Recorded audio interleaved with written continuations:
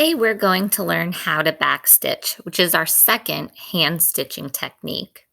Backstitching is typically used in embroidery to outline images, but it's also great if you're trying to do lettering, which we'll do later in the school year. Let's get started.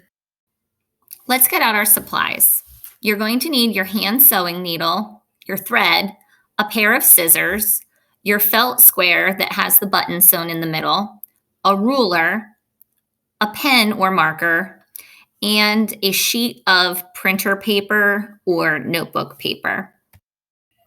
Get your thread and pull about an arm's length before you cut it. You want to make sure it's long enough to sew with so you won't run out. For this stitch, you want to keep your thread single thickness, meaning you're not going to tie the two ends together. You're only going to tie a knot on one end, and you're going to keep that little loose dangly piece there. Now you're going to want to get your sheet of paper, a ruler, and a writing utensil. You're going to take the ruler, and your goal is to mark a 1/4 inch from the edge.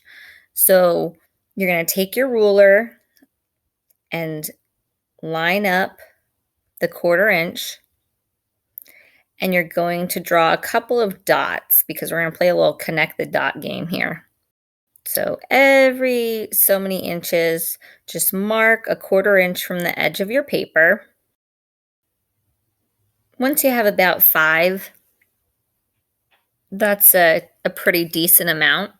That you're then going to turn your ruler, line it up with the dots that you have created, and you're going to draw a straight line. Now you're going to line up your ruler with that line, and every 1/4 inch, you're going to put a dot on the line. So at 1/4, a half, 3/4, and 1. A 1/4, a half, 3/4, and 2. And you want to make approximately 10 dots because those dots are going to be the places that you're going to be inserting your needle. And it's so you can learn how to keep your stitches equally spaced apart. Now that you've prepped your paper, it's probably easiest to number your dots. You're going to take your needle and you're going to go up from the back into hole 1. Pull it all the way up and go down into hole 2. Now here's where the back stitch starts. You're going to go up hole 3,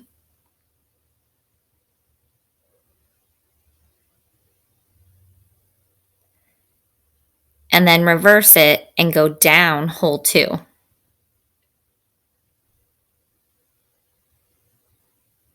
And now you'll keep following that same pattern.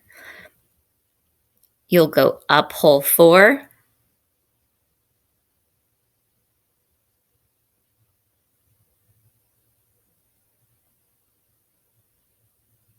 and down hole 3.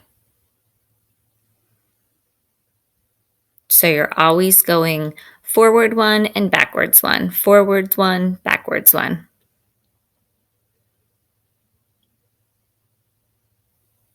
Up hole 5, and then go back to hole 4.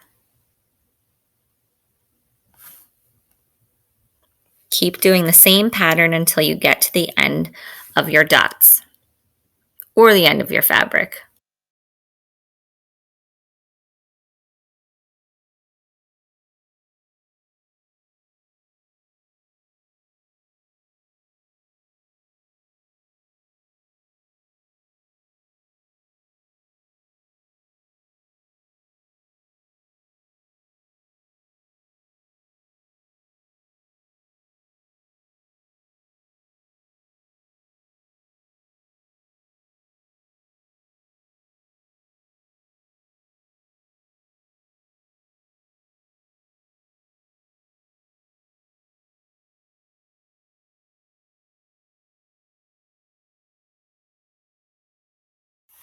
Okay, for your assignment, you will be doing a back stitch on one side of your felt square. If you're feeling a little adventurous and you want to try back stitching an initial on your felt square, that is totally fine too. So, same deal, just make sure you go up the first hole, down the second hole, up the third hole, back down the second hole, and then just keep going up and then reverse it, up, then reverse it. Once you get to the end, we'll work on tying the knot.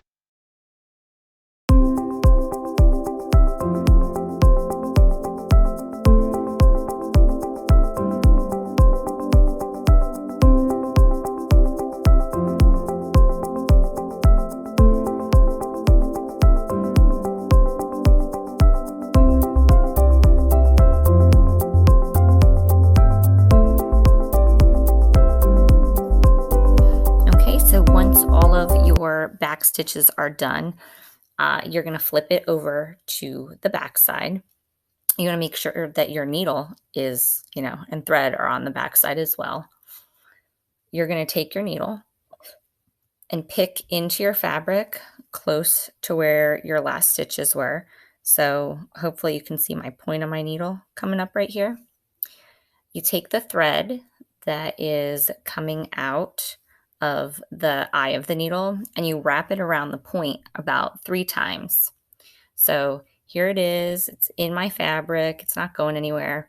I'll usually take my 2 fingers and pinch close to the bottom, and I'm right-handed, so I take my right hand, I wrap it around the needle like 3 times, and then I just pull.